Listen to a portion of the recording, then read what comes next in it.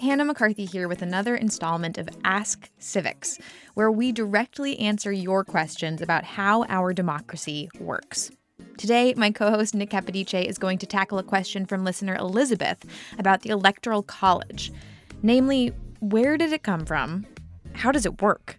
And how can it be changed? New Hampshire Public Radio broadcast host Peter Biello helps us get to the bottom of things. Hey, Nick. Hey, Peter. How are you doing? Doing well, thank you. So, Nick, give us the basics of the Electoral College before we dive deep. What is it? Yeah, well, the Electoral College has no a cappella singing group. It has no dormitories. It's not a place.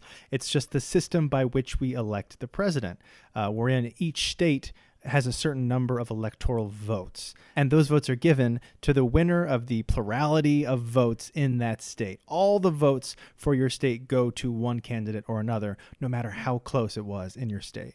And the number of electoral votes your state has is the number of people you have in Congress. So here in New Hampshire, we have 2 people in the House plus 2 senators. We have 4 electoral votes. And who came up with this system, and why did they think it was necessary? This was the creation of Alexander Hamilton, Broadway star. Hamilton and others created the Electoral College as a bulwark, as a barrier between the people and the vote for the president.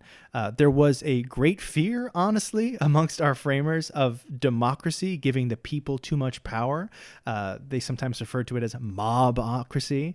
Because what if the people were woefully uneducated and they were duped by someone running for president? There had to be a collection of, and these were just men at the time, at our founding, men of virtue who could recognize the virtue in others to prevent the mischief of the people not knowing what they were doing. And did the founders anticipate what we'd have in 2020, a 2-party system? They did and they didn't. They didn't call them parties back then. There was, though, a true fear of factions, which became our 2-party system. Factions, our framers were terrified of them, large groups of people who vote one way or the other. And the reason they were afraid of it is that many of them themselves had suffered the fallout of civil wars in England due to these factions. The most famous Federalist paper, Federalist 10, that's James Madison talking about the danger of factions in America, but no matter what you do, they are going to happen. So who benefits from the Electoral College? Does it benefit one party over another? Well, historically, it always has benefited one party or person or region over the other. I'd like to play a clip of Alvin Tillery. He's a wonderful political science professor at Northwestern University, explaining about the effect of the 3/5 compromise in the Constitution. And that is the compromise which counted enslaved Americans as 3/5 of a person to count towards how many representatives a state gets. So that apportionment process, if you're a Southern slaveholder like Madison, counting your slaves who can't vote in that process is going to tip the scales of not only the House of Representatives, but also presidential elections to the Southerners. And this is why so many of our first 7 presidents, I think 4 or 5 of the first 7, are Southern slave-owning men. And to add on to that is a bit of a kicker. There have been papers published, and there is evidence that currently, in a close race, the Electoral College does benefit the GOP. One of the reasons is you look at a state like California, that's got 39.5 million people. They have 55 electoral votes.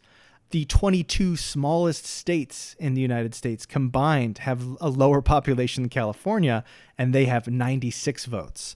And those smaller population states tend to vote Republican. So yes, the GOP does have a lot more power when it comes to close elections. So do electors have to vote their way? The state says they do?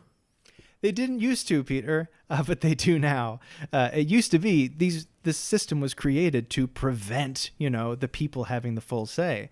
However, electors can now, as of a very recent Supreme Court decision, be required to vote for who won the plurality of votes in your state, making the whole point of it initially, frankly, a bit moot.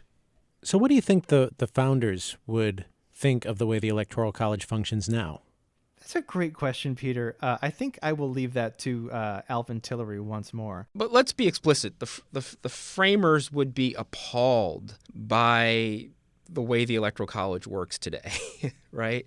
The entire point for them was a bulwark against tyranny. The entire point for them was to have electors being faithless, right? Electors to be free agents. We are so far removed from a society with these ancient notions of virtue that were largely exclusionary, that we should just scrap it and let the people vote. That's Alvin Tillery, professor of political science at Northwestern University.